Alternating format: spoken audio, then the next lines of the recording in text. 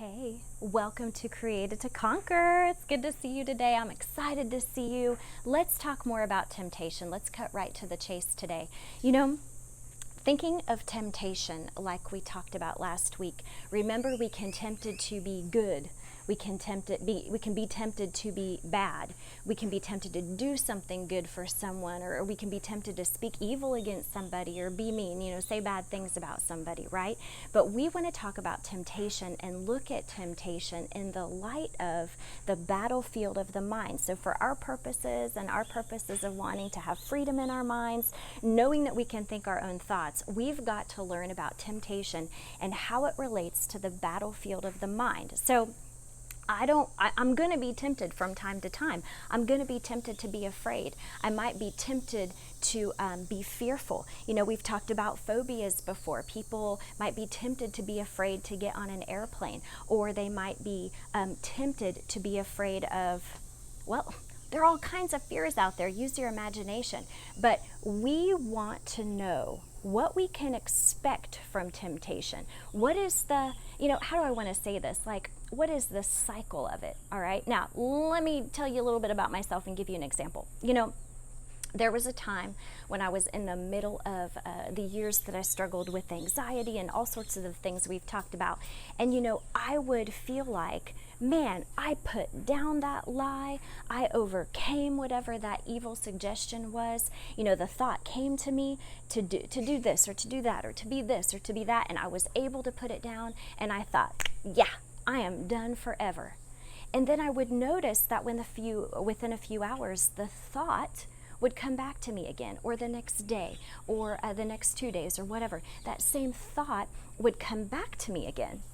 And I would be like, wait a minute, I defeated this. Wait a minute, I conquered it. Why is it trying to gain entrance into my life again? Why am I being tempted by it again? And you know what? I had to learn from an example in the Word of God why that was happening to me, what was going on, and how God could help me, okay? So we already talked about temptation and how there is nothing that can come against me that is not beyond my ability to resist it, okay? So we learned that last week. There's nothing that can come to me, according to 1 Corinthians chapter 10. There's no way I can be tempted beyond the ability of my ability as a human being to resist it, all right? That is a promise of God. There's no thought, no lie, no evil that can come near me that I have to get sucked into some miry clay that's going to be messing with my mind and that sort of thing, okay? Excuse me, I am dealing with ants out here. So we already know that. Think about this. So Jesus, when he was in the wilderness, and I'm talking to you about the example of Jesus's life from the book of Luke. So in the book of Luke, this is the physician Luke. He was one of the followers of Jesus, and he was then relaying in this book of the Bible about what his life was like as he did the things that Jesus did and was his companion, for lack of a better term. He followed him, believed what he had to say. So Jesus, before he really entered into his ministry, entered into the time when he was going to be healing people and doing all that kind of stuff, he went into the wilderness for 40 days and 40 nights, where we learned that he was tempted and tested and tried by the enemy. So, because Jesus came to the earth and he was a human being just like I am, he knows what it's like to be me. You need to know that today. He knows what it's like to be you. He knows what it's like. When he was in the wilderness, the enemy came to him, but not in a physical form, not like a human being. In his mind, he was presented with suggestions, right? Thoughts, vain imaginations, like we've talked about before from the book of 2 Corinthians, all right? So Jesus was tempted to do the wrong thing, just the way we're tempted to do the wrong thing today. The Bible tells us that we haven't faced anything that he didn't also face when he was here on the earth 2,000, más o menos, right? More or less 2,000 years ago. So that's comforting to us too. He is a good God. He knows what we've been through, and therefore he knows how to help us, right? So he was in the wilderness for 40 days and 40 nights, and the enemy came to him, right? And 3 different times the enemy said, do this, and if you do this, then I'll do this, da da da da da. One of the things that he said, Jesus, do this, he said, throw yourself off of the temple, like he was taken up to the top of the temple. And I don't know if he was physically taken up there or if it was in his mind. I believe it was in his mind. And the enemy said, hurl yourself off, because you know that, legions of angels will come to protect you. They're at your disposal.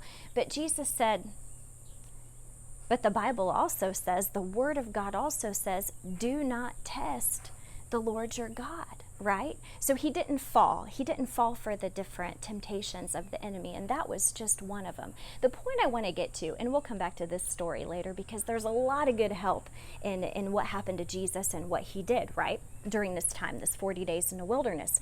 But at the end of that, I've told you guys before that I read from the Amplified Bible, big pink, all right, the Amplified Bible.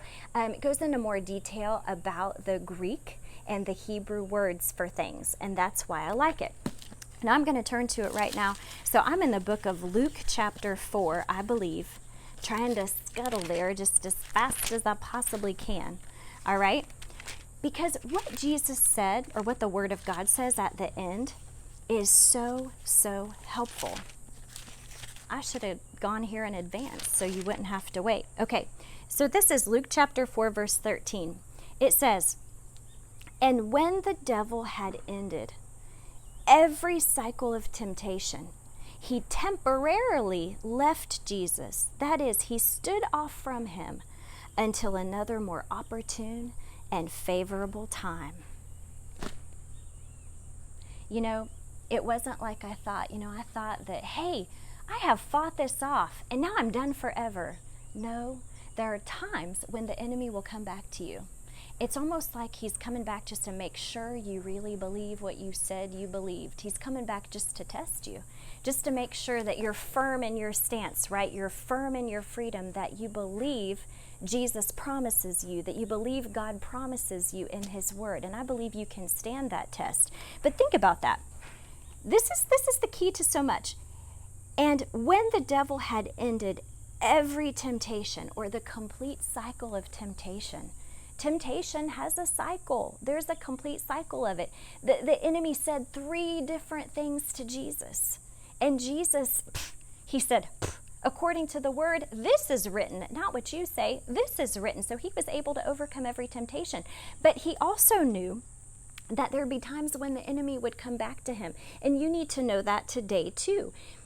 Maybe you've been real successful for a long time. You've stood ground in your heart and mind, and God has been your strength. But then, it's like he's creeping around again. The enemy's creeping around again, saying the same old lies and saying all those same old things to you. You've just got to know he's just come back. It says the enemy left him. He stood off from him until another more opportune and favorable time. He's going to come back to you from time to time. Let me tell you when he's going to come back to you. He's going to come creeping around again.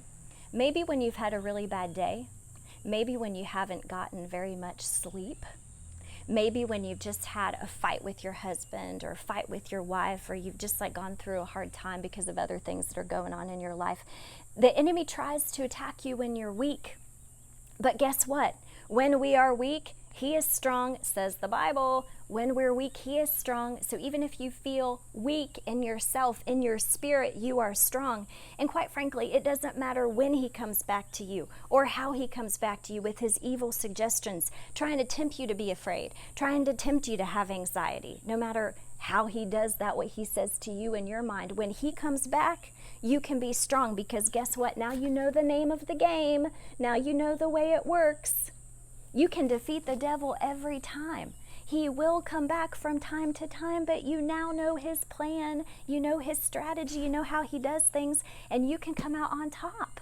And you know what? I want you to talk to me. Leave me some comments. Tell me the kinds of things that you guys would like to hear about. I want you to know that I'm going to be offering one-on-one life coach sessions with you. All right, for any of you that you'd like to talk with me one-on-one, you want to pick my brain, you want to get my advice, you want help from someone who's walked the road you're walking and knows what it's like to be you, I would be happy to do that for you. You just need to get in touch with me. So I want you to hit subscribe if you like what you're hearing. I want you to hit that like, that thumbs up like, and let me hear from you. This is Brigit, and you were created to conquer, and I am here to help you do it. Have a good one.